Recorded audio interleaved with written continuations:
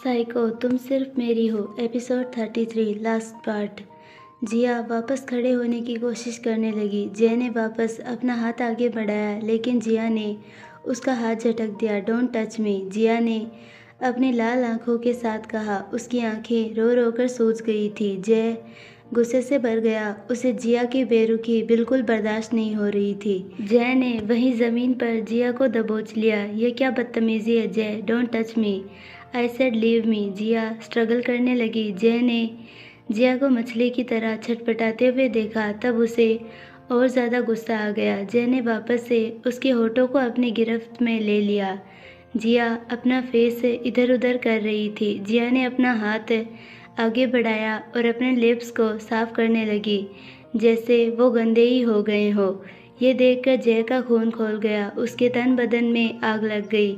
अब तुम्हें मुझसे घिन होने लगी है, जय गुस्से से चिल्लाया। हाउ डे यू, हाँ घिन होने लगे मुझे तुम्हारे एहसास से। जिया ने भी उसे उसी वे में जवाब दिया। जिया ने अपने हाथों को आगे बढ़ाया और जय को धक्का देने लगी लेकिन दूसरे ही पल जय ने उसके हाथों को ब्लॉक कर दिया।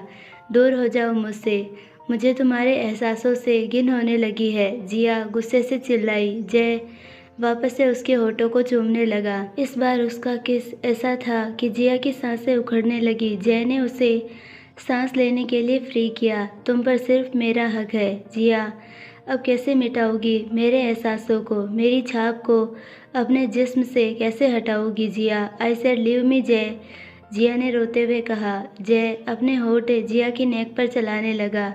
जय ने ज़ोर से जिया की नेक पर बाइट की। जय जिया के हर एक अंग को अपने लबों से छूने लगा। जिया उसके नीचे छटपटा रही थी। जय की पकड़ उस पर कसती जा रही थी।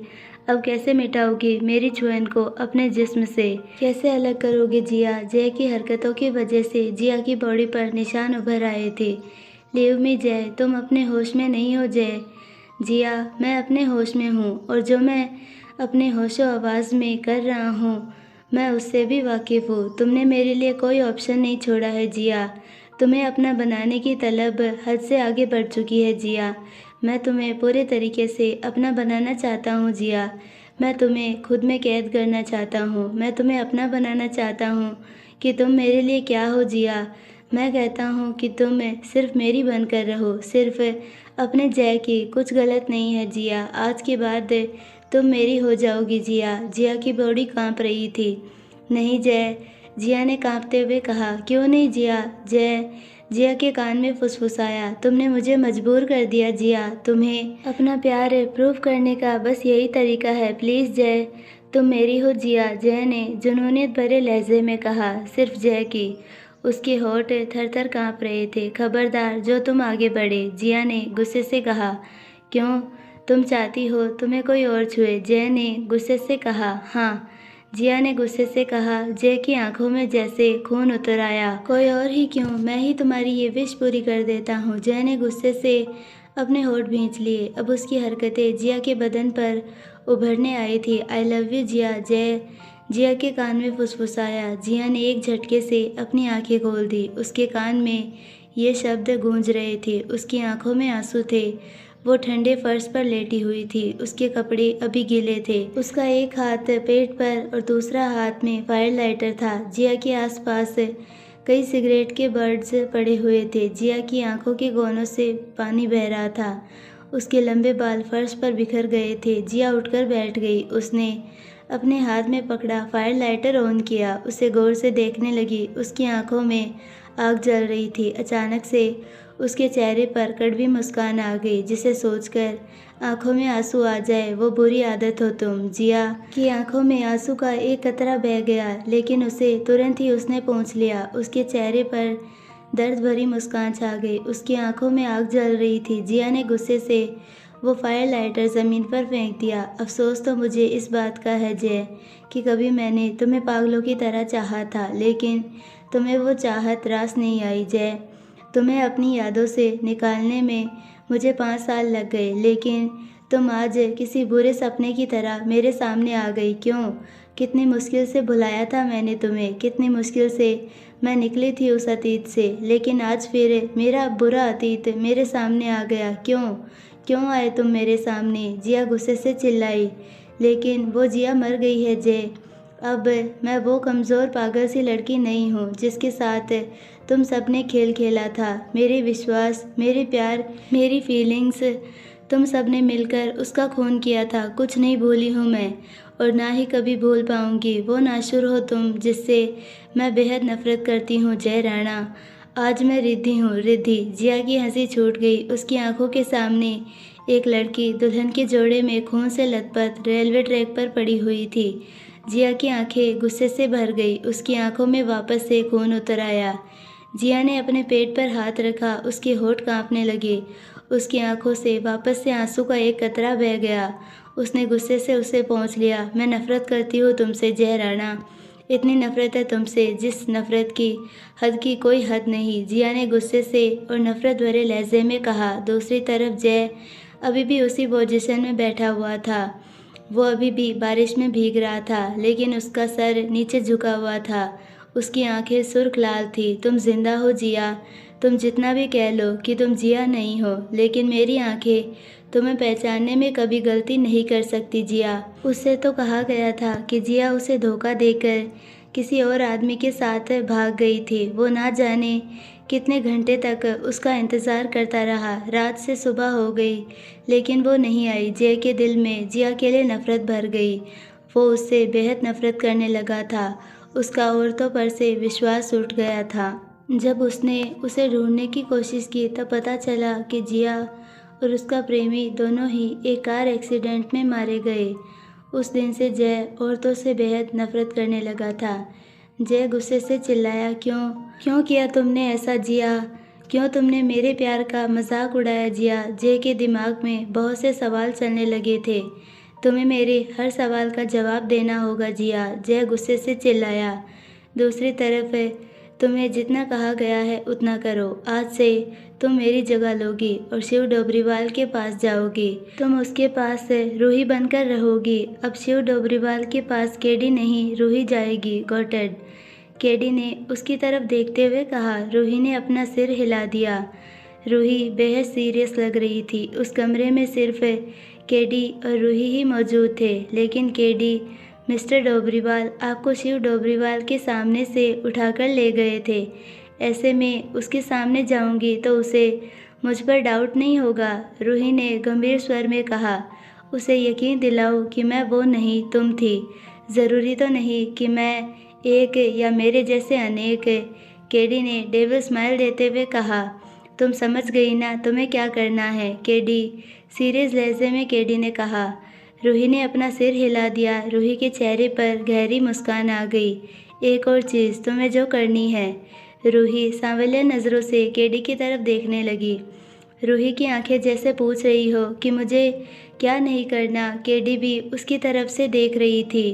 केडी ने उसकी तरफ शातिराना ढंग से देखते हुए कहा, दिल।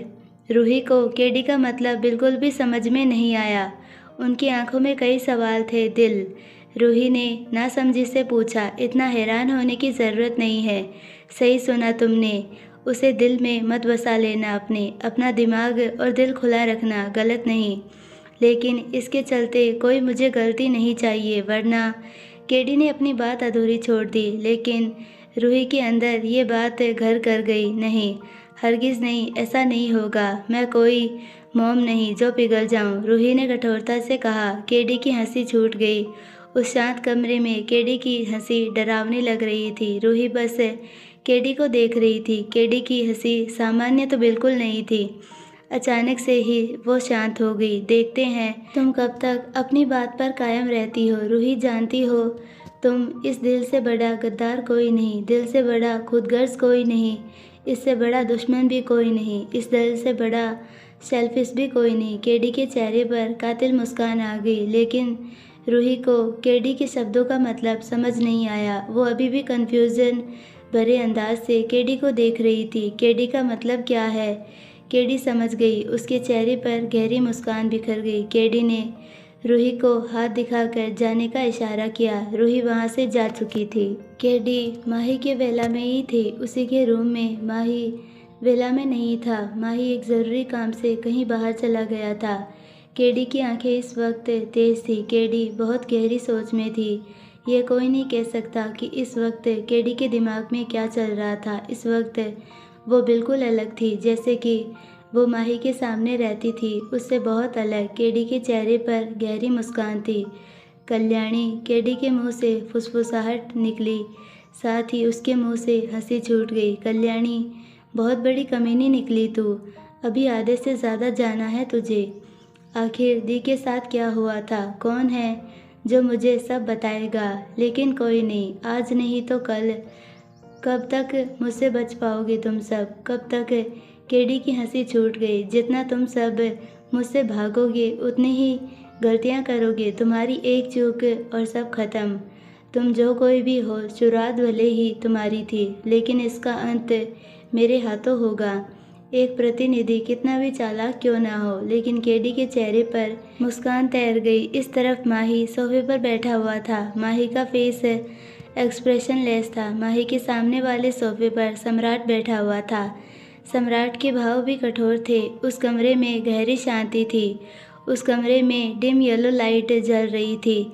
तुम पर अटैक करने वाला कोई आत्म शख्स तो हरगिज़ नहीं हो सकता, वरना उसकी हाइड आइडेंटिटी ना होती। लगता है तुझे बराबर की टक्कर देने वाला आ गया, सम्राट ने गंभीर स्वर में कहा। माही अभी भी वैसे ही बैठा हुआ था। उसे देखने से लग रहा था जैसे उसे इससे ज़्यादा कोई फ़र्क नहीं पड़ा। उसके चेहरे पर एक सिकन भी नहीं थी। उसका क्या हुआ? सम्राट की तरफ देखते हुए कहा।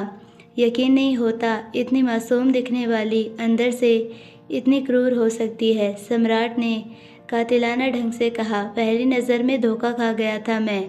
सम्राट की हंसी छूट गई। उसे देखने से लग रहा था जैसे वो खुद पर हंस रहा था। हर मासूम दिखने वाले लोग मासूम नहीं होते। मैंने उसे किडनैप करने के इंजेक्शन दिए थे, लेकिन एक्टिंग बहुत अच्छी करती है।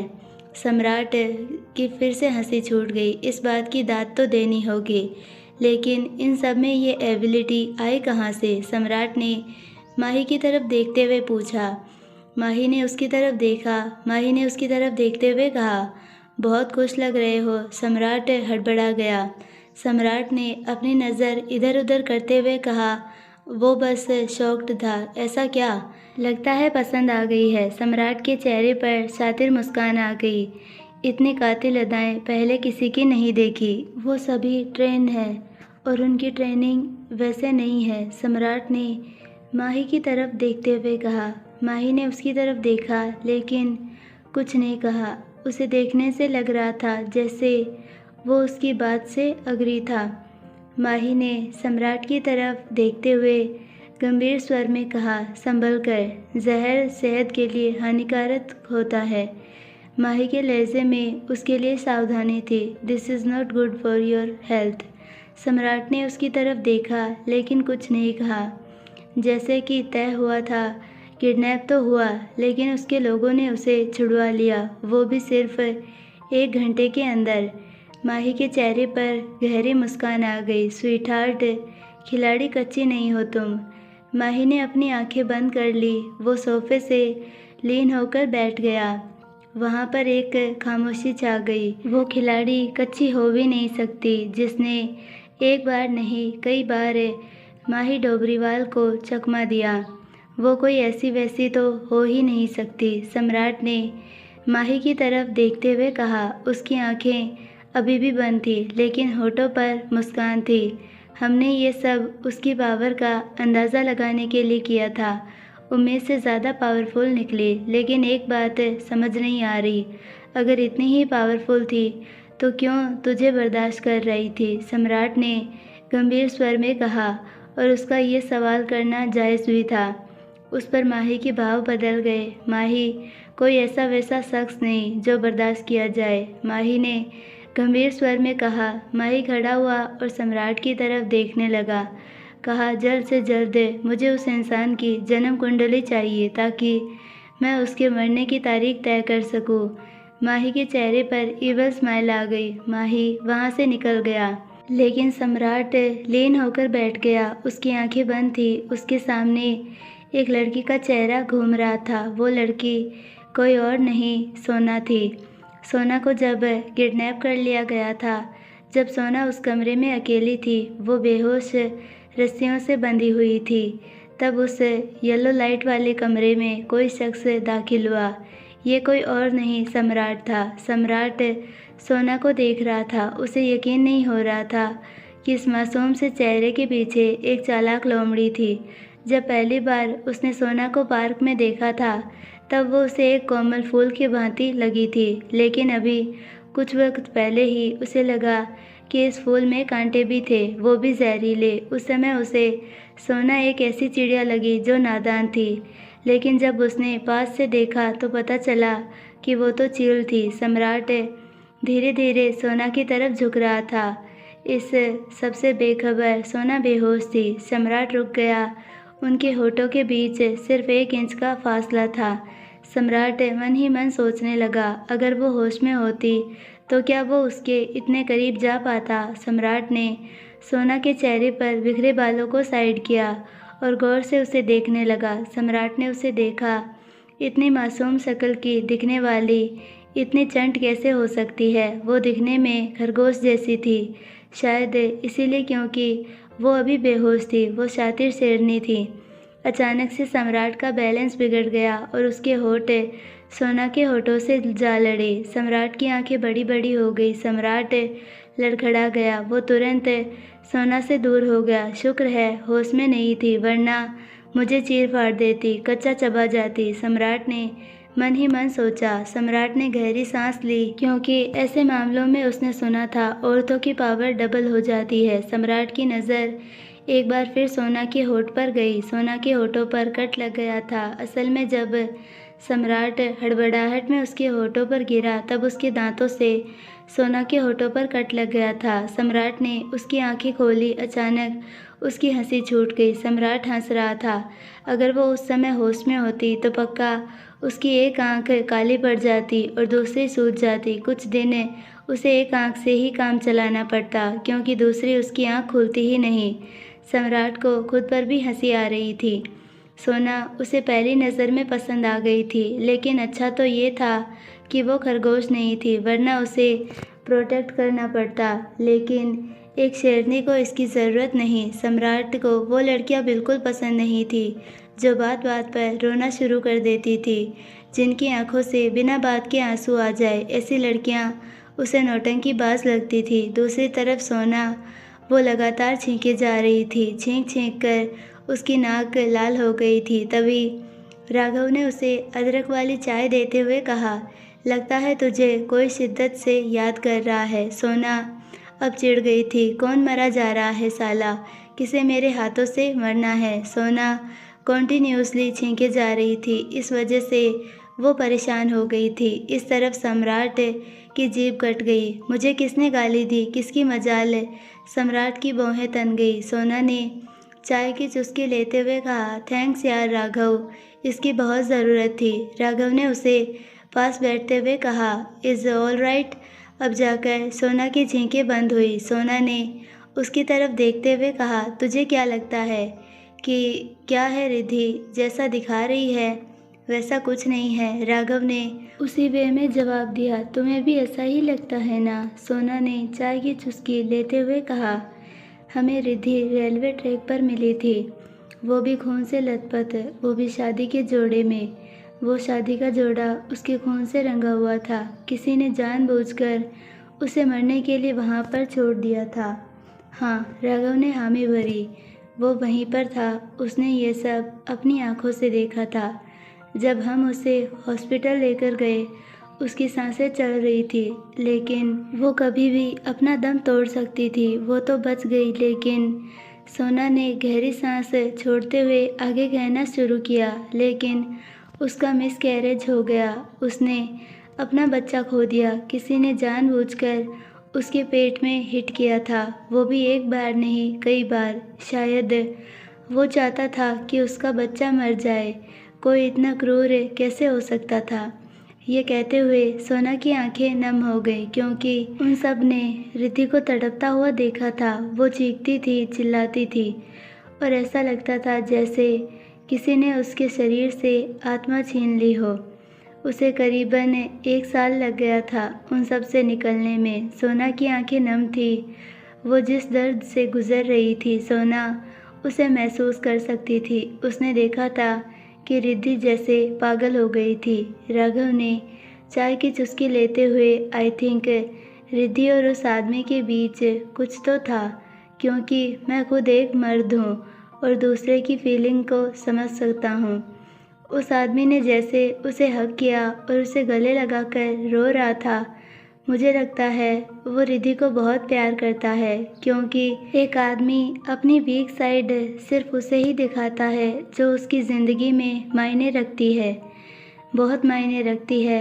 माही डोबरीवाल का आदमी इतना वीक तो नहीं हो सकता, बल्कि हम जानते हैं कि वो कैसा है। तुझे क्या लगता है कि उनके बीच क्या हुआ होगा? नथिंग, सोना ने जवाब दिया। रिद्धि अपने बारे में किसी को कुछ बताती कहाँ है कुछ। उसे रिद्धि के बारे में कुछ पता नहीं था। तुझे क्या लगता है इनके बीच क्या हुआ होगा? राघव ने सोना की तरफ देखते हुए कहा। तू इतना श्योर कैसे है कि उन दोनों के बीच कुछ तो है? सोना ने राघव की तरफ देखते हुए कहा। तुझे क्या लगता है? राघव ने मुस्कुराते हुए कहा। कुछ तो है उन दोनों के बीच, क्योंकि माही डोबरीवाल का आदमी जय राणा औरतों से बहुत नफ़रत करता है। इतनी नफ़रत कि उसने आज लगभग तुझे ख़त्म कर दिया था। सोना, उसकी नफ़रत के चर्चे हर जगह मशहूर हैं। राघव ने मुस्कुराते हुए कहा। सोना हड़बड़ा गई। यह सच ही था? फिर तू खुद सोच, वो खुद से रिद्धि को गले क्यों लगाएगा? सोना राघव की बातों को ध्यान से सुन रही थी। उसे राघव की बातों में लॉजिक दिख रहा था। कह तो राघव बिल्कुल सही रहा था, क्योंकि यह सब उन सब ने अपनी आंखों से देखा था। इस तरफ भी विवेक अपने घर पर था। विवेक अपने घर में अकेला था। घर में बेहद शांति थी, जो कि रोज़ाना हुआ करती थी। विवेक ने अलमीरा खोली और उसके सामने खड़ा होकर कुछ गौर से देखने लगा। विवेक ने अपना हाथ आगे बढ़ाया और उस चीज़ को छुआ। उसकी उंगलियां कांप गई। विवेक की आंखें भर गई। विवेक ने मुस्कुराते हुए कहा। उस लहंगे के जोड़े को उठा लिया। उस पर मंगलसूत्र और सिंदूर की डिब्बी रखी हुई थी। उस लहंगे की पैकिंग बहुत अच्छी थी। ये वही लहंगा था जो विवेक ने रिया के लिए खुद लेकर आया था।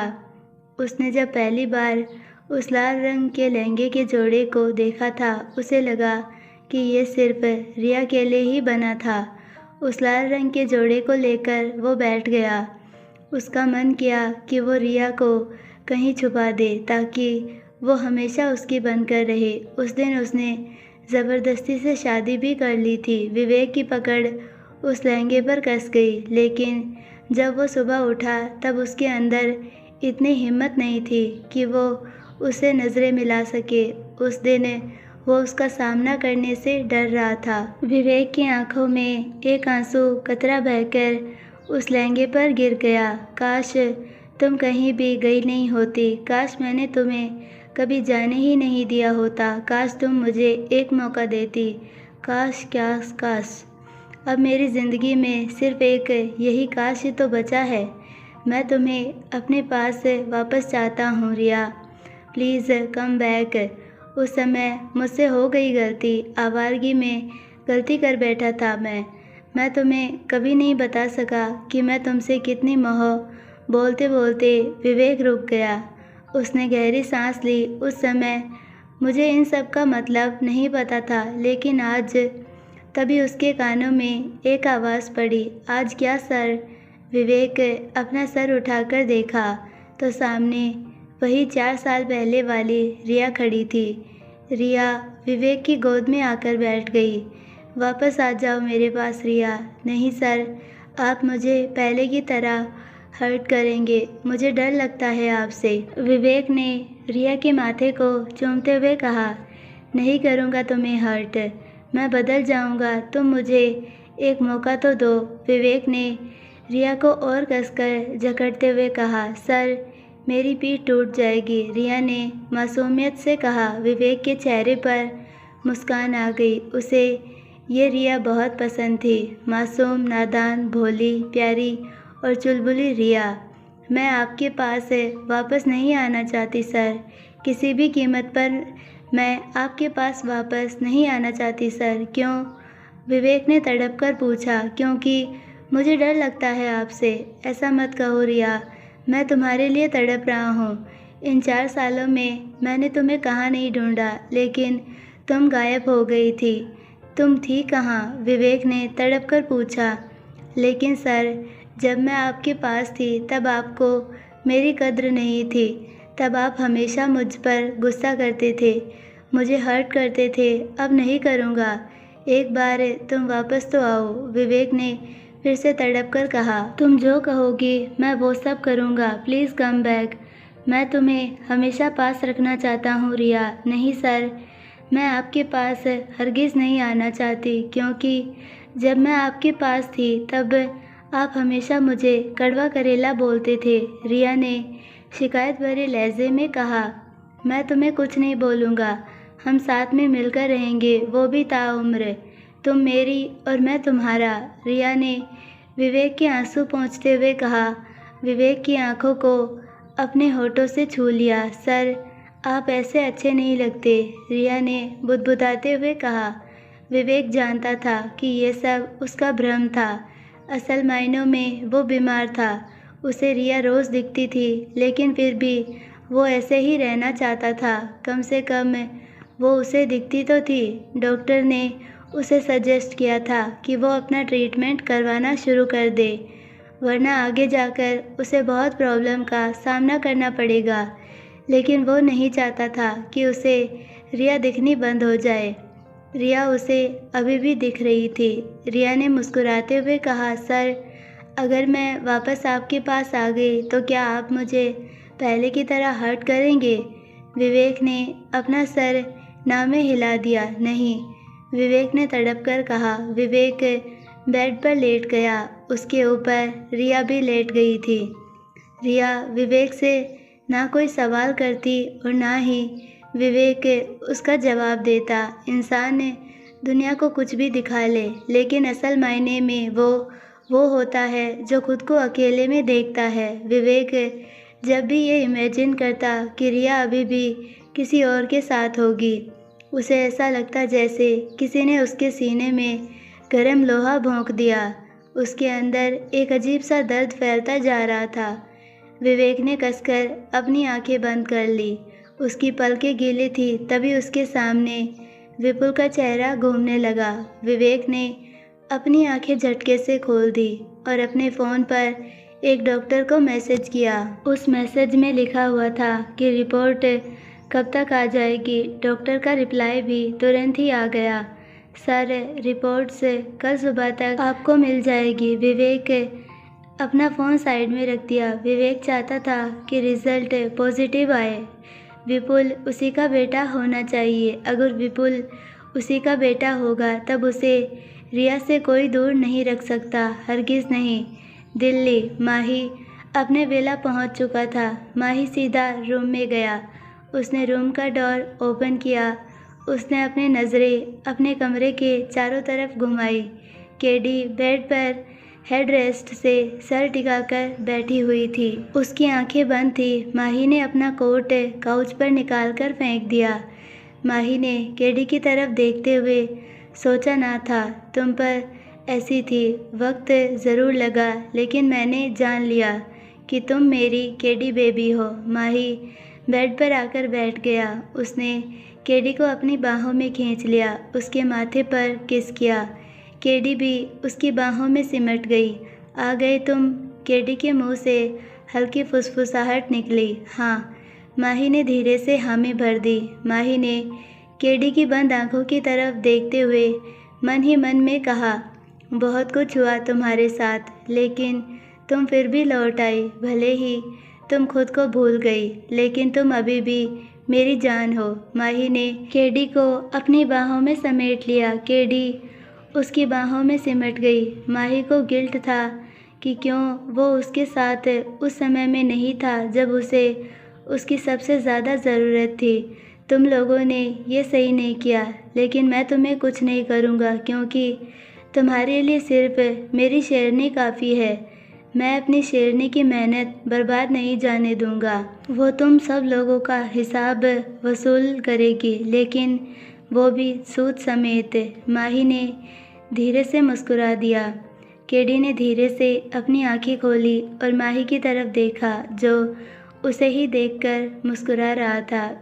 केडी ने माही की तरफ देखते हुए कहा, इतना मुस्कुराने की वजह तुम हो वजह। दूसरी तरफ एक फ्लैट के कॉरिडोर में एक औरत अपने चेहरे को ढककर एक रूम के अंदर दाखिल हो गई। वो फ्लैट 30वीं मंजिल पर थी। उस औरत ने अंदर जाते ही अपनी सोल साइड कर दी। रूम में कोई नहीं था। उसकी आंखें गुस्से से लाल हो गई। तभी उसकी नज़र बालकनी में खड़ी उस लड़की पर गई जिसके हाथ में वाइन का ग्लास था। वो औरत जाकर उसके पीछे खड़ी हो गई। उनके बीच 10 कदम की दूरी थी। तुम आ गई कल्याणी। उस लड़की के फेस पर जहरीली मुस्कान आ गई। क्यों बुलाया है तुमने मुझे? Calm down Kalyani. कल्याणी ने गुस्से से भड़कते हुए कहा, काम डाउन माय फुट। उस लड़की की हंसी छूट गई। कल्याणी और तमतमा गई। मोना, मुझे वो वीडियो वापस दो। कल्याणी ने गुस्से से खोलते हुए कहा, इतनी भी जल्दी क्या है? मोना कल्याणी की तरफ पलटी।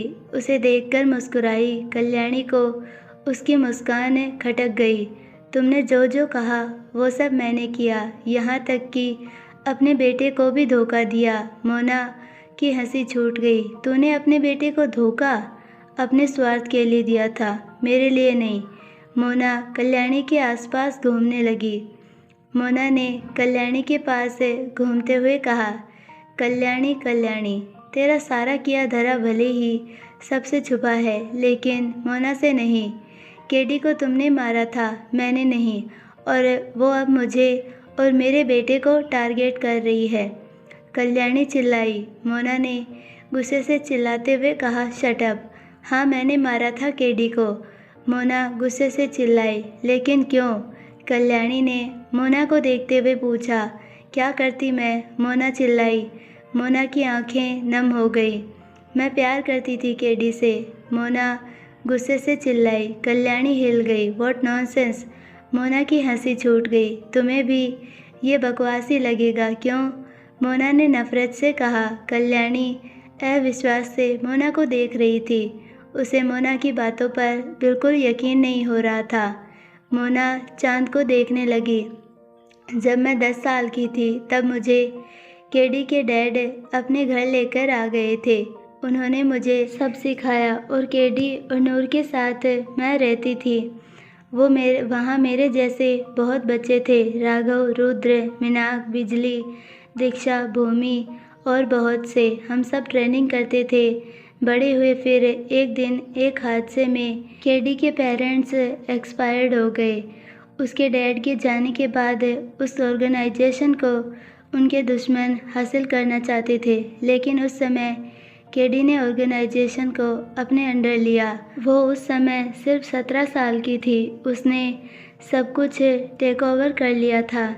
उसके अंदर वो काबिलियत थी। उसने हमें ऐसे संभाला जैसे वो उसी के लिए बनी थी। ये अभी धीरे धीरे ऐसी बन गई जिससे सब चाहते हैं। हमारी ऑर्गेनाइजेशन में उसकी पूजा होती थी। मैं भी उनमें से एक थी। मैं भी उनमें शामिल थी। नूर एक मस्त लड़की थी। उसे इन सब से कोई मतलब नहीं था। वो इन सब से दूर रहती थी। पार्टी करना, दोस्तों के साथ घूमना फिरना, ये उसका काम था। धीरे धीरे वक्त गुजरता गया और हम सभी वक्त के साथ मैच्योर हो गए। मेरा केडी की तरफ अट्रैक्शन था। मुझे लगा कि ये सब ऐसे ही है क्योंकि केडी को सब पसंद करते थे, लेकिन वक्त के साथ फीलिंग्स स्ट्रॉन्ग होती चली गई। मैंने खुद को बहुत कंट्रोल किया। मैंने खुद को समझाया कि ये गलत है, लेकिन क्या करूं, खुद पर मेरा काबू नहीं रहा। मैंने अपने कमरे में केडी की तस्वीरें लगा रखी थी। मुझे नहीं पता था कि ये क्या था। फिर मुझे रियलाइज़ हुआ, I am in love with KD. मैंने खुद को बहुत काबू किया, लेकिन पता नहीं कैसे ये सब हो गया। हाँ, मैं एक लेस्बियन हूँ। मैं लेस्बियन थी। मुझे ये सब बाद में पता चला, लेकिन पता नहीं कहाँ से केडी को ये सब पता चल गया। इसीलिए केडी ने गुस्से में मुझे बिना सोचे समझे मेरी फीलिंग्स को ठोकर मार दी। इसमें मेरी क्या गलती थी? केडी ने मुझे अपनी ऑर्गेनाइजेशन से धक्के मारकर निकाल दिया। मैंने केडी से कितनी मिन्नतें की, लेकिन केडी ने मेरी एक नहीं सुनी। इसमें मेरी क्या गलती थी कि मैं एक लेस्बियन हूँ? केडी ने मुझे लताड़ दिया। मैं फिर बेसहारा हो गई थी। उस दिन से मेरे दिल में केडी के लिए नफ़रत भर गई। मैं बदले की आग में चल रही थी। मैं केडी को बर्बाद करना चाहती थी, मोना ने कड़वाहट के साथ कहा। मोना ने अपनी आंसू पोंछे। ऐसा नहीं था कि मैंने खुद पर काबू नहीं किया, लेकिन केडी ने मुझे नहीं समझा। मेरी बेइज्जती कर मुझे निकाल दिया। फिर मैं दूसरी ऑर्गेनाइजेशन में चली गई। कुछ महीनों बीत गए, लेकिन मेरे दिल में जो चुभन थी वो बढ़ती जा रही थी। मैंने केडी के बारे में पता लगाया तो पता चला कि केडी इंडिया जा रही थी, वो भी अपने बचपन के प्यार से मिलने जा रही थी, जिसे वो टेडी बेबी कहती थी। फिर मुझे ये भी पता चला कि उसने उसे नहीं देखा है, वो पहले उससे कभी नहीं मिली। मैंने छानबीन की तो पता चला कि वो तेरी सौतन का बेटा माही डोबरीवाल था, जिसके लिए केडी इंडिया जा रही थी। फिर मैंने पता लगाया कि वो कहाँ जा रही थी। वो तेरे घर जा रही थी कल्याणी। तेरी सौतन का बेटा माही डोबरीवाल तेरे पास नहीं रहता था, ये बात नहीं जानती थी वो। इसी पर मुझे अपना बदला लेने का मौका मिल गया। मैंने तेरी कमज़ोरी का फ़ायदा उठाया और तुझे भी खुद में शामिल कर लिया। सोने पर सुहागा तो तब हुआ जब तेरे बेटे का दिल केडी पर आ गया। उसने मेरा काम आसान कर दिया। तेरा बेटा बावरा हो गया था। केडी नहीं जानती थी कि माही डोबरीवाल कैसा दिखता था। हमने शिव डोबरीवाल को माही बनाकर केडी से मिलवाया, इसीलिए उसने शिव डोबरीवाल को अपना टेडी बेबी समझ लिया। तू भी कल्याणी केडी की पावर चाहती थी, इसीलिए तूने भी मेरा पूरा साथ दिया। लेकिन केडी शातिर थी, उसे तेरे बेटे पर शक हो गया था। जिस दिन उन दोनों की इंगेजमेंट थी, उसी दिन केडी को सारा सच सामने आ गया था। मैं जानती थी कि ये दिन ज़रूर आएगा। केडी भी बेवकूफ़ नहीं थी, वो हम में से किसी को नहीं छोड़ती। उस दिन जब उसे सब पता चल गया, तब वो तेरे बेटे को लताड़ कर जा रही थी माही डोबरीवाल के पास। ये चीज़ तेरे बेटे को बर्दाश्त नहीं थी, लेकिन तेरा बेटा उसके पीछे सचमुच पागल हो गया था। मैंने जैसा सोचा था बिल्कुल वैसा हुआ। शिव जुनूनी हो गया। उसने केडी पर गन पॉइंट की। तुम मेरी नहीं तो फिर किसी और की भी नहीं। तेरे बेटे का कुछ ऐसा हाल हो गया था। और फिर तू भी अपने बेटे के प्यार में अंधी थी। तूने भी केडी पर गन पॉइंट की, दूसरी साइड खड़ी हो गई। लेकिन तुम सब इस बात से अनजान थे, बेखबर थे कि मैं वहीं पर छुपी हुई थी। उसकी हिम्मत नहीं थी कि वो उसे शूट करे। मैं ये अच्छे से जानती थी, इसीलिए मैंने उसे उसी समय शूट किया और वो बुलेट सीधा केडी के फोरहेड पर लगी और वो उसी समय शिप से केडी पानी में गिर गई। तेरे बेटे को लगा कि उसने केडी को मार दिया। वो वहीं हताश होकर गिर गया और तड़पने लगा। लेकिन केडी को किसी और ने नहीं, मैंने मारा था, मोना चिल्लाई। कल्याणी शांत खड़ी थी। लेकिन तुमने मुझे क्यों बुलाया है आज? मोना फिर हंस दी। केडी जिंदा है। ये सुनते ही कल्याणी के पैरों तले ज़मीन खिसक गई। ये क्या क्या क्या कह रही हो तुम? उसकी आवाज़ कांप रही थी। लेकिन ऐसा कैसे हो सकता है? वो तो मर गई थी ना। होने को तो कुछ भी हो सकता है, मोना ने हंसते हुए कहा। और अब हमारा मरना तय है। वो हम में से किसी को नहीं छोड़ने वाली। केडी आज नहीं तो कल वो हमारा पता लगा ही लेगी। फिर कल्याणी कांप गई। मोना ने लापरवाही से कहा, वो हमें मार देगी। मेरा मरना तो तय है कल्याणी, और अब मैं जीना भी नहीं चाहती क्योंकि मेरे पास खोने के लिए कुछ नहीं बचा है। केडी की याददाश्त जा चुकी है। ये सुनते ही कल्याणी के कलेजे में ठंडक पड़ गई। तभी उसकी जान में जान आ गई। लेकिन फिर भी वो हमें नहीं छोड़ेगी। मैंने तुम्हें यहाँ ये वीडियो देने के लिए बुलाया है जिसमें तूने अपनी सौतन मिसेज निमी डोबरीवाल को मारकर उन्हें ज़मीन में दफना दिया। तूने अपने सौतेले बेटे की माँ को मारकर उसकी जगह ले ली। दुनिया को यही बताया कि वो भाग गई। एक पति और उसके बेटे के दिल में उसके लिए नफ़रत भर दी। हाँ किया मैंने, कल्याणी ने गुस्से से कहा। निम्मी मेरी छोटी बहन थी। डोबरीवाल ख़ानदान में मेरी शादी होने वाली थी, लेकिन मिस्टर डोबरीवाल को मेरी बहन पसंद आ गई। उन्होंने उससे शादी कर ली। निम्मी मेरी छोटी बहन थी। उसने एक बार भी इस चीज़ से मना नहीं किया। वो चाहती तो मना कर सकती थी, लेकिन उसने नहीं किया। उसे तो राज करना था ना डोबरीवाल ख़ानदान पर।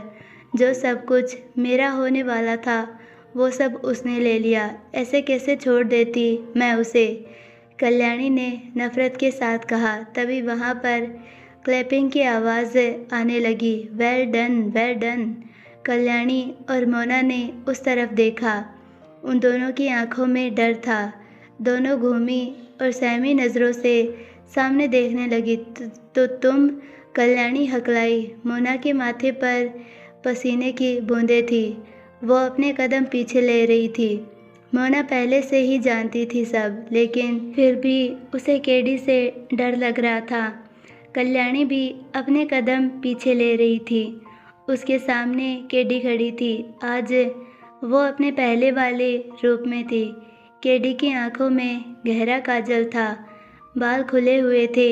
आंखें गुस्से से दहक रही थी। केडी बिल्कुल अपने पहले वाले अवतार में मौजूद थी। केडी ने लेदर ब्लैक जैकेट डाली हुई थी, साथ ही ब्लैक जीन्स। उसके हाथ में गन थी। कल्याणी पूरे पसीने से भीग चुकी थी। केडी, कल्याणी हकलाई। कल्याणी का नाम लेते हुए केडी ज़ोरों से हंसने लगी, लेकिन उसकी हंसी सामान्य बिल्कुल नहीं थी। तेरा पीछा करना बेकार नहीं गया। जो काम थोड़े वक्त बाद करती वो आज ही पूरा होगा। केडी की आंखें सर्द हो गई। मोना डार्लिंग। केडी की आंखें सर्द थी। उसके पीछे तुम थी, ग्रेट। केडी गुस्से से चिल्लाई। मोना ने अपने कदम पीछे लेते हुए घबराकर कहा, मुझसे गलती हो गई। वो ठंडी पड़ गई थी। केडी की हंसी छूट गई। मोना, मोना, मोना, इतने साल तुमने केडी के अंडर काम किया, लेकिन आज तक तुम ये नहीं जान पाई कि केडी की नज़र में गलती की कोई माफ़ी नहीं, बल्कि सज़ा है, सिर्फ़ और सिर्फ सज़ा। केडी हंसने लगी। अचानक से केडी शांत हो गई। और जो तुमने किया वो कोई गलती नहीं, गुनाह था। केडी गुस्से से चिल्लाई। मोना के चेहरे का रंग उड़ गया। वो इस खामोशी का मतलब अच्छे से जानती थी। Twinkle twinkle little star, twinkle twinkle.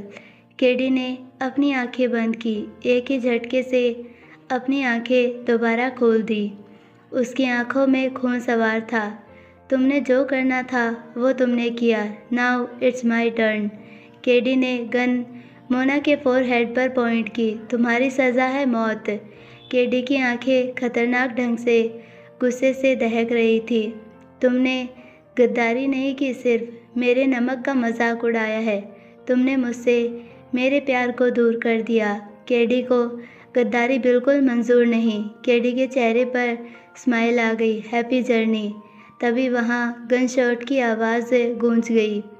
Mona के होठों पर मुस्कुराहट बिखर गई। उसकी आंखों के कोने बह गए। बुलेट उसके फोरहेड पर लगी हुई थी। बुलेट लगते ही वो 30वीं मंजिल से सीधा नीचे गिर गई। कल्याणी की चीख निकल गई। वो डर के मारे घुटनों के बल बैठ गई। प्लीज़ केडी, मैंने जो कुछ भी किया वो सब मोना मुझसे करवा रही थी।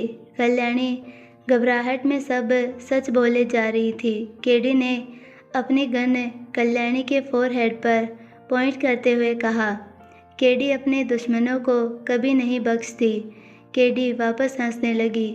जो औरत अपने बेटे की नहीं हुई, जो अपनी बहन की नहीं हुई, जिसने एक बेटे से उसकी माँ छीन ली, तुझ जैसे इंसान को जीने का कोई हक नहीं है। केडी ने नफ़रत के साथ कहा। जिसने अपने स्वार्थ के लिए अपनी छोटी बहन को मार दिया, उसके बेटे से उसे अलग कर दिया, और क्या ही कर लेगी। केडी ने कल्याणी को एक स्माइल पास की। Happy journey. एक चीख के साथ कल्याणी वहीं पर गिर गई। वहाँ खून ही खून हो गया था। केडी ने वहाँ पर गिरा हुआ फ़ोन उठा लिया। वो फ़ोन मोना का था। उस पर केडी का ही वॉलपेपर लगा हुआ था। ये फ़ोन वही था। इसमें बहुत गहरे राज दफन थे, जिसमें वो वीडियो केडी ने सोशल मीडिया पर अपलोड कर दिया। उसने वो फ़ोन वहीं पर फेंक दिया और वहाँ से चली गई। कुछ वक्त बाद केडी माही के विला में थी और बाथरूम में शावर ले रही थी। केडी ने शावर ऑफ किया और बाथरोब पहनकर बाहर आ गई। उसने अपना नाइट सूट पहना और बेड के आसपास से वापस आ गई। सोते हुए माही के पास आ गई और माही को देखने लगी। वो यूं ही ना जाने कितने समय तक उसे सिर्फ निहारती रही। केडी ने कंबल साइड किया और माही के ऊपर लेट गई। माही की नेक में अपना मुंह छुपा लिया। उसने माही को ज़ोर से गले लगा लिया था। माही ने अपनी आंखें खोल दी। माही की आंखों में नींद नहीं थी। माही ने उसे अपनी बाहों में समेट लिया। केडी ने अपना सिर उठाकर माही की तरफ देखा। केडी ने माही की आंखों में देखते हुए डायरेक्ट पूछ लिया, will you marry me mister Dobriwal. Mahi की आंखें फैल गई। माही को लगा कि वो नींद में था। ये उसका शायद कोई अच्छा ख्वाब था। माही बस उसे देख रहा था, लेकिन कुछ नहीं बोल रहा था। माही ने जब कोई जवाब नहीं दिया तो केडी की आंखें सिकुड़ गई। केडी ने ज़ोर से माही के होठों पर काटा। दर्द का एहसास होते ही माही को रियलाइज़ हुआ कि यह सपना नहीं था। माही के दिल की धड़कनें बढ़ गई। उसने तुरंत केडी को पलट दिया, उसके ऊपर आ गया। क्या कहा तुमने? केडी माही के चेहरे पर एक्साइटमेंट देख सकती थी और वो मन ही मन खुश हो रही थी। केडी ने मुस्कुराते हुए अपनी बाहें केडी के नेक पर लपेट दी। मुझसे शादी करोगे जनाब? केडी ने माही को आंख मारी। माही की तो खुशी का कोई ठिकाना ही नहीं था। माही, उसकी खुशी उसे संभाली नहीं जा रही थी। हम वापस अपने शहर चलेंगे, अहमदाबाद, केडी ने मुस्कुराते हुए कहा। माही ने अपना सर हिला दिया। माही उठकर बैठ गया। माही की आंखें भर गई। वो भी उठकर बैठ गई। उसका हाथ कसकर पकड़ लिया। अपने होठों से उसके हाथों को चूम लिया। माही की आंखों से आंसू की बूंदें केडी के हाथ पर गिर गई। आई एम सॉरी केडी उसकी आंखों में देख रही थी। मैंने तुम्हारे साथ सारी हदें पार कर दी, लेकिन मैं डरता था कि कहीं तुम मुझे छोड़कर ना भाग जाओ। मैं डरता था तुम्हें खोने से। मैं इस बात से डरता था कि कहीं मैं तुम्हें खो ना दूँ, कहीं तुम मेरी माँ की तरह किसी और के साथ ना भाग जाओ। मैं इनसिक्योर था। माही ने केडी का फेस अपने हाथ में भर लिया। लेकिन मैं सिर्फ तुम्हें खोने से डरता था। माही आज अपने अंदर दफन सारी बातें केडी से कह देना चाहता था। माही ने केडी की आंखों में देखते हुए कहा, मैं छोटा था जब माँ किसी और के साथ भाग गई। छोटी माँ ने कभी वो प्यार मुझे नहीं दिया। उन्होंने सिर्फ नफ़रत की मुझसे। मैं कभी समझ ही नहीं पाया कि वो क्यों मुझसे इतनी नफ़रत करती थी। मैं प्यार के लिए तरस रहा था। मैं भूखा था प्यार का। माँ के जाने के बाद एक तुम ही थी जो मुझे अपनी लगती थी, लेकिन एक दिन तुम और तुम्हारी फैमिली अचानक से गायब हो गए। मैंने खुद को दुनिया से अलग कर लिया। ये दुनिया मुझे बेगानी सी लगने लगती। तुम मुझे छोड़कर तो कभी नहीं जाओगी ना? माही ने भरी हुई आंखों के साथ कहा। केडी माही के गले लग गई। कभी नहीं, तुम्हारे लिए तो मैं मरकर भी वापस आ गई। दोनों ने एक दूसरे को कसकर गले लगा लिया। केडी ने माही को गले लगा रखा था। कल तुम्हारे लिए बहुत बड़ा सरप्राइज़ है। केडी माही से दूर हो गई। माही, एक सवाल का जवाब दो, तुम्हारी माँ? तभी माही ने नफ़रत से कहा, उस औरत का नाम भी मत लेना, वो मेरी माँ नहीं है। केडी ने माही के लिप्स पर अपने फिंगर रख दी। ऐसा कुछ मत कहो माही कि तुम्हें पछताना पड़े। एक माँ अपने बच्चे को कभी नहीं छोड़ सकती। माही, वो मर भी जाए, उसे अपने बच्चे की फ़िक्र लगी रहती है। माही ने उसका हाथ साइड कर दिया। फिर क्यों वो मुझे छोड़कर चली गई जब मुझे उनकी ज़्यादा ज़रूरत थी? मैं तरसता था उनके लिए। माही ने भरे हुए गले के साथ कहा, वो मुझे कभी प्यार नहीं करती थी। तुम ये कभी नहीं समझ सकती। मैं समझ सकती हूँ माही, क्योंकि मैंने खोया है अपने बच्चे को। केडी की आंखें भर गई। उसकी आंखों से आंसू बह गए। केडी ने अपना फ़ोन उठाया और उस पर एक वीडियो प्ले कर दिया। माही के सामने फ़ोन कर दिया। माही ने वो फ़ोन ले लिया। माही उस वीडियो को देख रहा था। पल पल माही के भाव बदल रहे थे। माही के हाथ से फ़ोन छूट गया। माही की उंगलियां कांप गई थी। उसकी आंखों से आंसू का कतरा बह गया। उसका दिमाग सुन्न हो गया था। माही अपनी जगह पर जम गया था। केडी ने माही को अपने सीने से लगा लिया। माही फूट फूट कर रो पड़ा। वो किसी बच्चे की तरह रो रहा था। माँ मुझे छोड़कर कभी गई ही नहीं थी। उन्हें मुझसे दूर कर दिया गया। माही ने तड़प कर कहा, मैं कैसा बेटा था जो आज तक अपनी माँ से नफ़रत करता रहा। वो मुझसे कभी दूर नहीं गई। केडी भी रो रही थी। माही की ऐसी हालत उससे देखी नहीं जा रही थी। वो तड़प रहा था। वो जानती थी कि माही को इतना दर्द होगा। वो जानती थी कि वो तड़पेगा। इतना बड़ा सच किसी के सामने भी आएगा तो उसकी भी ऐसी ही हालत होगी, वो भी अपनी माँ को लेकर। लेकिन वो फिर भी चाहती थी कि माही को सच पता चले। वो नहीं चाहती थी कि माही, एक बेटा, अपनी माँ से हमेशा नफ़रत करता रहे। केडी माही की पीठ को सहला रही थी। वो उसके दुख को कम नहीं कर सकती थी, लेकिन उसे अकेला भी नहीं छोड़ सकती थी। आज माही अपने होश में नहीं था। मेरी माँ मुझसे कभी दूर नहीं गई, मुझे कभी छोड़कर नहीं गई। माही अपने आपे से बाहर हो गया था।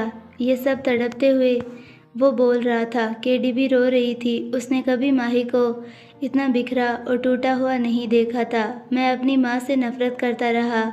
मैं बेटे के नाम पर कलंक हूँ। नहीं नहीं माही, तुम अपनी माँ से बहुत प्यार करते हो।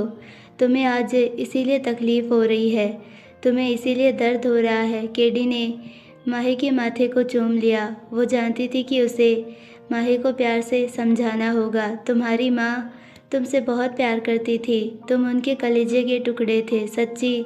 हाँ, केडी ने भरे हुए गले के साथ कहा।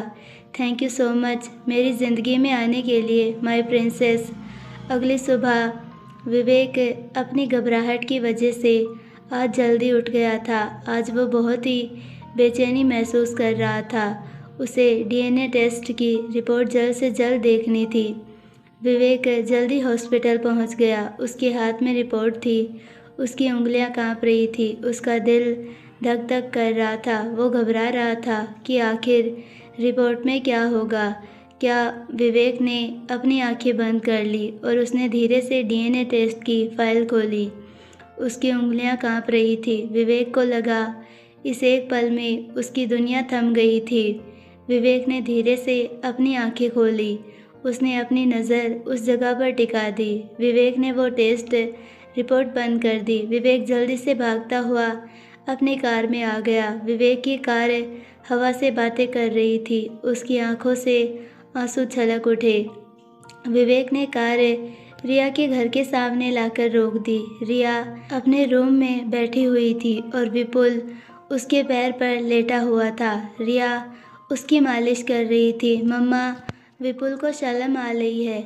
असल में रिया ने विपुल के सारे कपड़े निकाल दिए थे और अपने हाथों से ऑयल लगाकर उसकी मालिश कर रही थी। विपुल उठ कर भाग रहा था, लेकिन रिया उसे आंखें दिखाकर डांट देती। बोली, मम्मा। विपुल ने मुंह फुला लिया।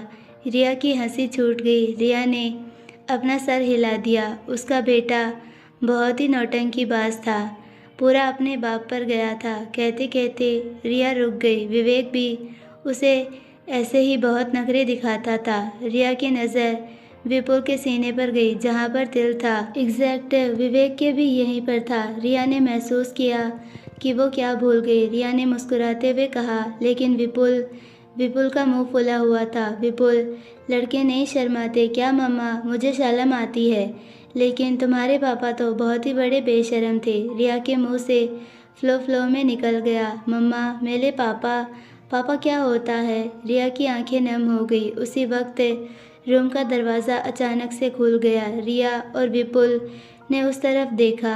रिया की आंखें सर्द हो गई। रिया अपने सामने विवेक को खड़ा देख हैरान हो गई। विवेक विपुल और रिया को देख रहा था। रिया विपुल की मालिश कर रही थी। विपुल रिया के पैरों से उठ गया और अपने नन्हे नन्हे हाथों से अपने लोअर पार्ट को ढकते हुए बेड से नीचे उतर गया और अपने कपड़े देखने लगा। विवेक विपुल की इस हरकत को देखकर मुस्कुरा दिया।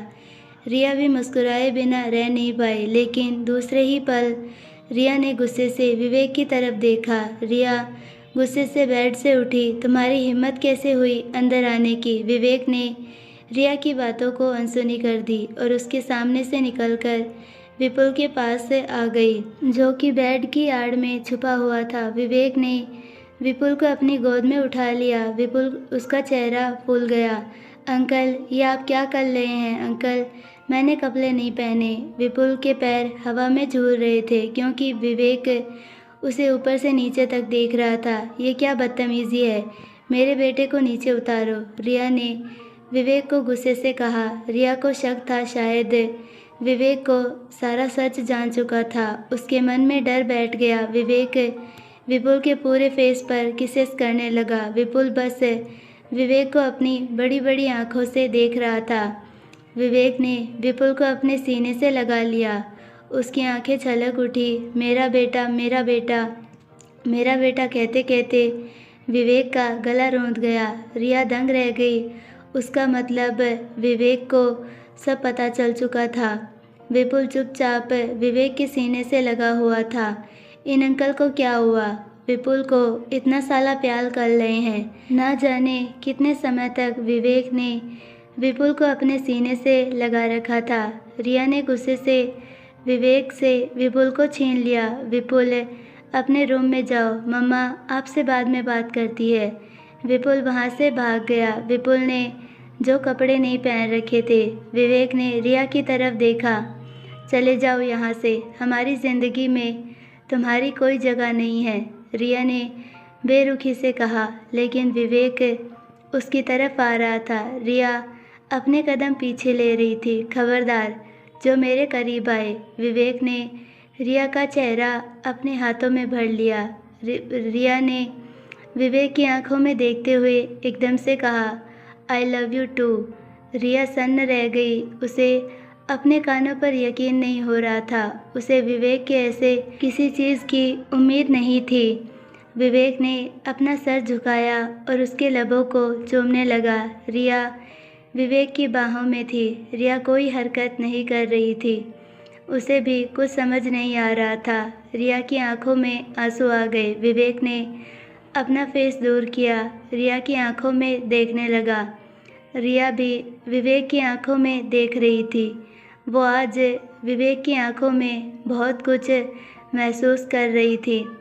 अचानक रिया की आंखों में गुस्सा उतर आया। उसने गुस्से से विवेक को दूर किया। चले जाओ यहाँ से, अभी तुम्हारा मन नहीं भरा? तुमने मेरा भाई मुझसे छीन लिया, रिया ने गुस्से से कहा। विवेक ने रिया की आंखों में देखते हुए तड़प कर कहा, मैंने तुम्हारे भाई को तुमसे दूर नहीं किया, वो पहले ही मर चुका था। बस मैं नहीं चाहता था कि तुम्हें इसके बारे में जानो। लेकिन क्यों? क्योंकि इसे मैं अपने स्वार्थ के लिए यूज़ करने वाला था। तुम मेरे साथ नहीं रहना चाहती थी, लेकिन तुम ज़िद थी मेरी, इसीलिए मैंने सोचा कि जब तुम मुझे छोड़कर जाओगी तो तुम्हारे सामने तुम्हारे भाई की मौत की खबर मिलते ही तुम टूट जाओगी और तुम्हारे पास मेरे अलावा और कोई ऑप्शन नहीं बचेगा। हाँ, मैं मानता हूँ कि मैंने तुम्हारे साथ गलत किया। मैं आवारगी में दीवाना बन गया था, लेकिन मैं नहीं चाहता था कि तुम मुझे छोड़ो। तुम मुझे सज़ा दो। विवेक घुटनों के बल बैठ गया। उसने रिया के पेट को हग कर लिया। उसका गाल रिया के टमी से लगा हुआ था। प्लीज़ मुझसे दूर मत जाओ। रिया हताश हो गई थी। उसे यकीन ही नहीं हो रहा था कि ये सब कुछ विवेक बोल रहा था। तुम मुझे खुद से दूर मत करो। मैं अपनी फैमिली के साथ रहना चाहता हूँ। तुम दोनों मेरे लिए बहुत ज़रूरी हो। मैं मर जाऊँगा, प्लीज़ मुझे एक मौका दो। विपुल रूम में वापस आ गया। उसने अपने कपड़े पहन लिए थे। विपुल विवेक और रिया को देख रहा था। विवेक गेट अप। विपुल देख रहा है हमें। नहीं, मुझे एक मौका दो रिया। इस बार मैं वो गलती नहीं करूँगा। तुम मेरी बीवी हो। नहीं खो सकता तुम्हें दोबारा। तुम्हें दोबारा खोने की हिम्मत नहीं है मेरे अंदर। Please give me one chance. कैसे दूँ तुम्हें एक चांस विवेक? तुमने मुझसे ज़बरदस्ती शादी की, फिर तुम मुकर गए। तुमने मुझे हर वो तकलीफ़ दी जो तुम मुझे दे सकते थे। मुझे हमेशा रियलाइज़ करवाया कि मेरी औकात सिर्फ 2 कौड़ी की है। तुम्हारे वो शब्द मुझे तकलीफ़ देते थे, मुझे अंदर तक घायल कर देते थे। नहीं, विवेक ने तड़प कर कहा, तुम कोई चीज़ नहीं जिसकी कीमत लगाई जाए। तुम मेरी जान हो। बस तुम्हें खोने से मैं डरता था। तुम्हें कहाँ कहाँ नहीं ढूंढा रिया। झूठ। फिर क्यों मुझे खुद से दूर किया?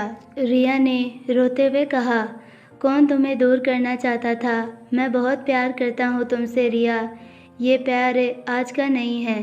तुम ज़िंदगी हो मेरी। विपुल भी रिया के पैरों में आकर लिपट गया। मम्मा, अंकल, आप दोनों लोग क्यों लड़ रहे हैं? विपुल रोने लगा। रिया विवेक और विपुल को देख रही थी। विपुल भी उसके पैरों से लिपटकर रो रहा था।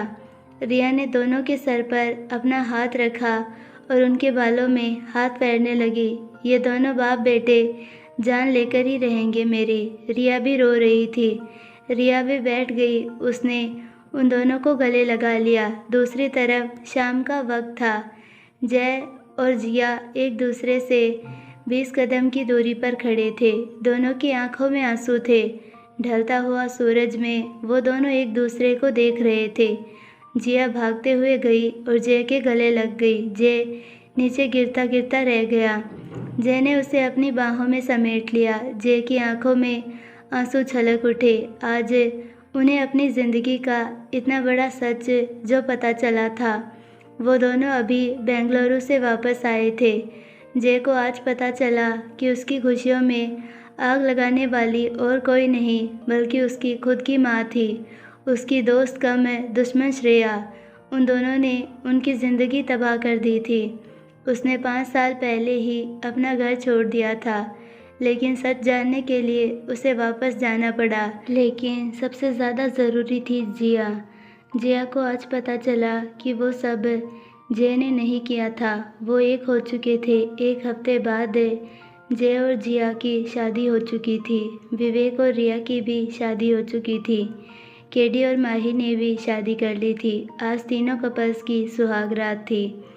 उनके बीच ये सब पहले हो चुका था, लेकिन आज बात कुछ अलग थी। केडी आज लाल जोड़े में थी, माही की दुल्हन के रूप में। केडी सुहाग रात की सेज पर बैठी माही का इंतज़ार कर रही थी। तभी माही रूम में आ गया।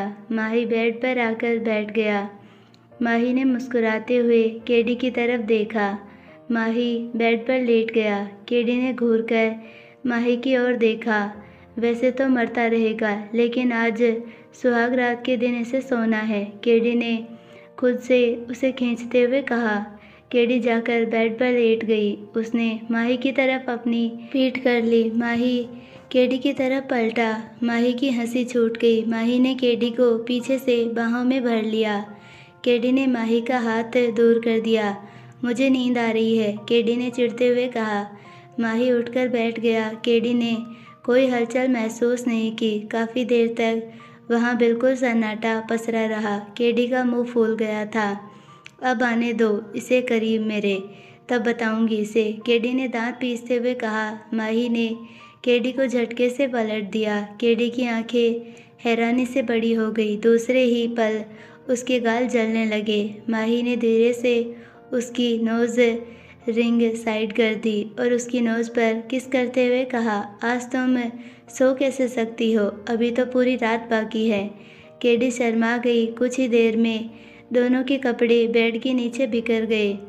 कितना तंग करते हो तुम, मेरी बीवी मेरी मर्जी। कमरे में सिर्फ आहें भरने की आवाज़ आ रही थी। दोनों की सांसें आपस में घुल रही थी। वो दोनों एक दूसरे में खो गए थे। वो दोनों एक दूसरे के आगोश में खो गए थे। दूसरी तरफ रिया, वो भी विवेक का इंतज़ार कर रही थी। रिया का दिल ज़ोरों से धड़क रहा था। तभी रूम का डोर ओपन होता है। रिया अचानक से ब्लश करने लगती है। उसकी नज़रें झुकी हुई थी। विवेक रूम के अंदर आ गया। रिया ने वही जोड़ा पहन रखा था जो विवेक उसके लिए लेकर आया था। ये वही जोड़ा था जो विवेक उसके लिए लेकर आया था। ये वही जोड़ा था जो विवेक अपनी अलमीरा पर संभाल कर रखता था। विवेक ने डोर लॉक कर दिया। उसने अपना मुंह दूसरी तरफ फेर लिया। विवेक उसके पास आकर बैठ गया। विपुल कहाँ है? सोना उसे अपने घर ले गई, रिया ने शर्माते हुए कहा। विवेक ने उसे अपनी बाहों में जकड़ लिया और रिया शर्मा गई। विवेक एकटक उसे देखे जा रहा था। ऐसे क्या देख रहे हो? रिया ने शर्माते हुए पूछा। मुझे अभी भी बिलीव नहीं हो रहा कि तुम मेरी हो, विवेक ने नम आंखों के साथ कहा। विवेक ने उसके माथे को चूम लिया। हालांकि ये सब उनके बीच हो चुका था, लेकिन 4 साल पहले और बात कुछ और थी। लेकिन अब उनका रिश्ता बदल चुका था। उनके रिश्ते के मायने बदल चुके थे। इस तरफ जय और जिया एक दूसरे की बाहों में समाये हुए थे। जिया की सिसकियां गूंज रही थी। बस करो, मैं थक गई हूँ। जय ने उसे अपनी बाहों में समेट लिया। जय ने उसके माथे को चूम लिया। जय मुस्कुरा दिया। जिया को वो दिन याद आ गया जब जय अपनी ज़िंदगी में उसे अपना बनाने के लिए किस हद तक जाने के लिए तैयार था। उस दिन वो रो रही थी, उसके सामने गिड़गिड़ा रही थी, तब भी उसने उसे नहीं छोड़ा था, अपना बना ही लिया था। 5 साल बाद जिया, रिया, सोना, रूही आपस में हंसी मजाक कर रही थी। उन चारों की मांग में सिंदूर और गले में मंगलसूत्र था। सोना और रूही, तुम दोनों का कौन सा मंत्र चल रहा है? सोना ने अपने पेट पर हाथ रखते हुए मुस्कुराकर कहा। 9th मंत्र। रूही ने भी मुस्कुराते हुए अपने पेट को सहलाया। मेरा भी 9th मंत्र चल रहा है। Be careful. तुम दोनों के अंदर 2-2 जिंदगी पल रही है। रिया ने मुस्कुराते हुए कहा। यार, डर लग रहा है, ना जाने क्या होगा। सोना के चेहरे पर डर था। रूही ने घबराते हुए कहा। मुझे बहुत घबराहट हो रही है। तुम दोनों कुछ बताओ, जिया ने कहा। रिया बताएगी ना, आखिर ये 3 बच्चों की माँ है और तू 2 बच्चों की। रिया की बात सुन सब खिलखिलाकर हंस दिए। रिया, विपुल काफ़ी नहीं था? सोना ने पूछा। यार, विपुल बहुत था, लेकिन विपुल के पापा को परी चाहिए थी। लेकिन 2 निखट्टू और आ गए, बिल्कुल अपने बाप पर गए हैं। मेरे बेटों के अंदर मेरे एक भी लक्षण नहीं है। विनीत और निहार दोनों ही जुड़वा है। मेरे तीनों बेटों के बारे में क्या बताऊं मैं? रिया ने कॉफ़ी पीते हुए कहा। लेकिन इनका मन नहीं भरा है, इन्हें अभी भी परी चाहिए, रिया ने खिंचते हुए कहा। हाँ, वो तो दिख रहा है, सोना ने रिया की नेक के पास उस लाल निशान को देखते हुए कहा। रिया शर्मा गई। उसने अपने बाल आगे कर लिए, निशान को छुपा लिया। यार, तुम्हारी शादी को 5 साल हो गए और अभी भी इतना प्यार? सोना ने मुस्कुराते हुए कहा। जो चीज़ हमें खोने के बाद मिलती है, उसकी वैल्यू और कीमत 10 गुना बढ़ जाती है। उसे खोने के बाद ही हमें पता चलता है कि वो हमारी लाइफ में क्या थे। राइट, रूही ने मुस्कुराते हुए कहा। यार, मेरा भी कुछ ऐसा ही है। अंश और वंश के पापा को भी परी चाहिए, रिया ने मुस्कुराते हुए कहा। वैसे तुम दोनों क्या चाहती हो, सोना और रूही? सोना ने मुस्कुराते हुए कहा, सम्राट को मेरी जैसी छोटी सोना चाहिए, लेकिन मैं छोटा सम्राट चाहती हूँ। हम दोनों को ही चाहिए। तुम रूही? रूही ने मुस्कुराते हुए कहा, शिव और मैं चाहते हैं कि बच्चा स्वस्थ हो। हमें भी दोनों ही चाहिए। रूही को आज केडी के कहे गए शब्द याद आ रहे थे। आज मुझे समझ आ रहा है कि उस दिन वो सब क्या बोल रही थी। सच में दिल से बड़ा गद्दार कोई नहीं। उस दिन केडी के कहे गए लफ्ज़ उसके ऊपर से चले गए थे, लेकिन आज वो उनका मतलब अच्छे से समझ रही थी।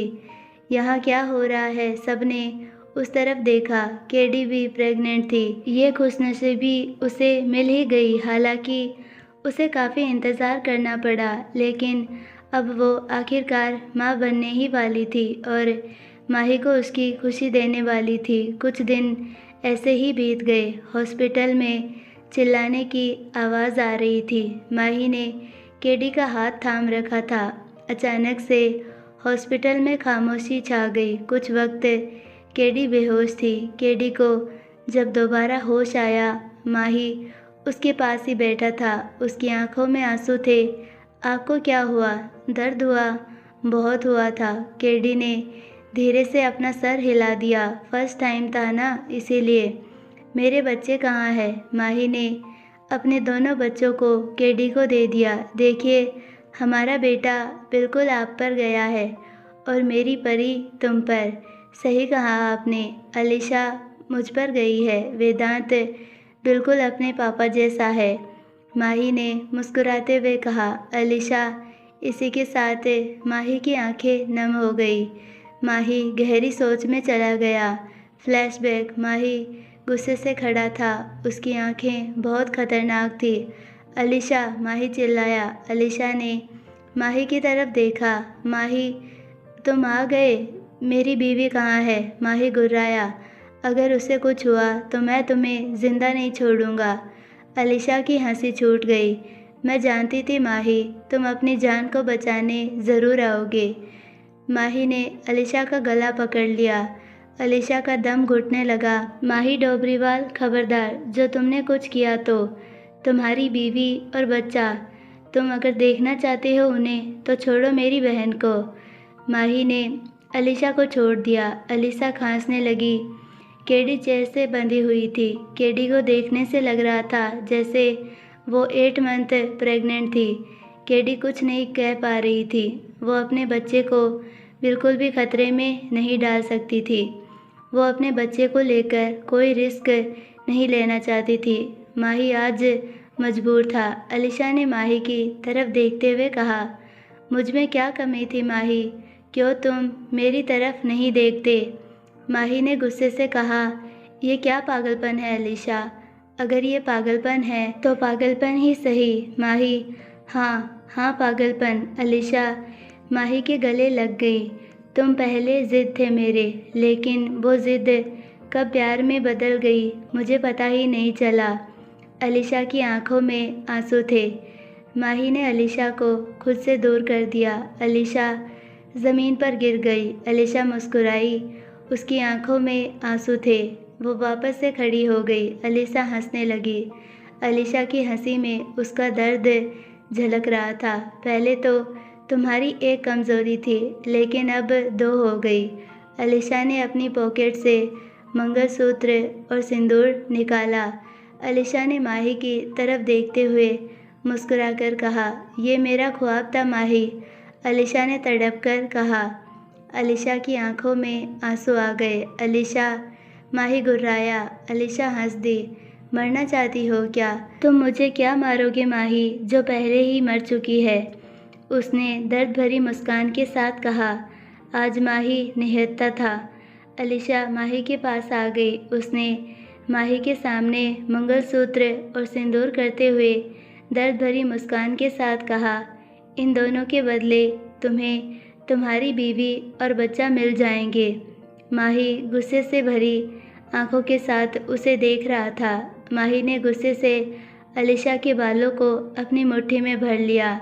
उसकी आंखों में देखते हुए घुर्राकर कहा, तुम्हें ये मजाक लग रहा है? उफ मेरी जान, तुम्हारी ये अदा जुनून हो तो मेरा माही मजाक बनकर रह गई है मेरी ज़िंदगी। अलीशा, उसका गला भर गया। अपनी बीवी और बच्चे के बारे में सोचो माही। माही ने स्क्रीन की तरफ देखा। केडी उसे स्क्रीन में दिख रही थी। उसके ऊपर गन पॉइंट करके विनायक खड़ा था। माही ने कभी नहीं सोचा था कि वो कभी इतना मजबूर होगा। भाई, ख़त्म कर दो उसे, जस्ट शूट। विनायक ने ट्रिगर पर अपनी फिंगर रख दी। अलीशा स्टॉप, ये चिल्लाने का नहीं बल्कि कुछ करने का वक्त है माही। अलीशा मुस्कुराई, लेकिन माही को सिंदूर और मंगलसूत्र की तरफ इशारा किया। तुम्हें क्या लगता है ऐसा कर तुम मुझे हासिल कर लोगी? अलीशा की आंखें भर गई। अलीशा फिर मुस्कुराई। हाँ, अलीशा ने भरी हुई आंखों के साथ कहा। माही ने गुस्से से सिंदूर उठाकर उसकी मांग में भर दिया। अलीशा की आंखें बंद हो गई। उसकी आंखों से आंसू का कतरा बह गया। अलीशा ने माही की तरफ देखा, जिसने गुस्से से अपना मुंह फेर रखा था। उसने माही के हाथों से जबरन मंगलसूत्र पहन लिया। माही अलीशा को देखना तक नहीं चाहता था। माही ने गुस्से से अलीशा को दूर कर दिया। अलीशा के चेहरे पर दर्द भरी मुस्कान थी। अलीशा 10 कदम दूर हो गई। वो बस माही को देख रही थी। अलीशा माही को देखे जा रही थी। उसने गन निकाली, उसे अपनी कमर पर रख दी। माही, आखिरी बार मुझे देखोगे भी नहीं? अलीशा का गला रौंद गया। मेरी तरफ देखो ना माही। अलीशा के होंठ कांप रहे थे। आखिरी बार।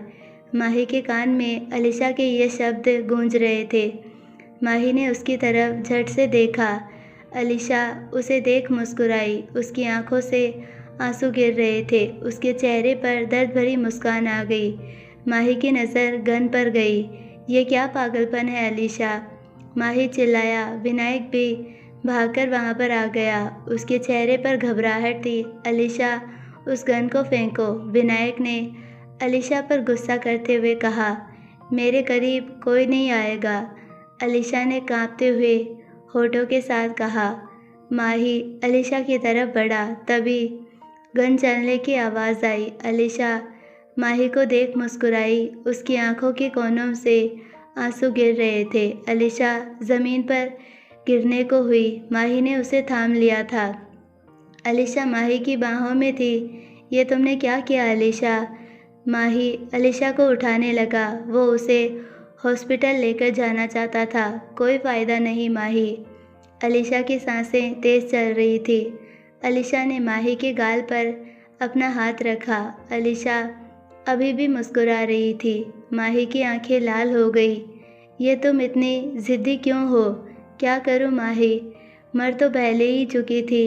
तुम्हारे बिना जीना बहुत मुश्किल था माही। अलीशा अपने मंगलसूत्र को छूते हुए मुस्कुराकर बोली, लेकिन तुम्हारी होकर मरना आसान था।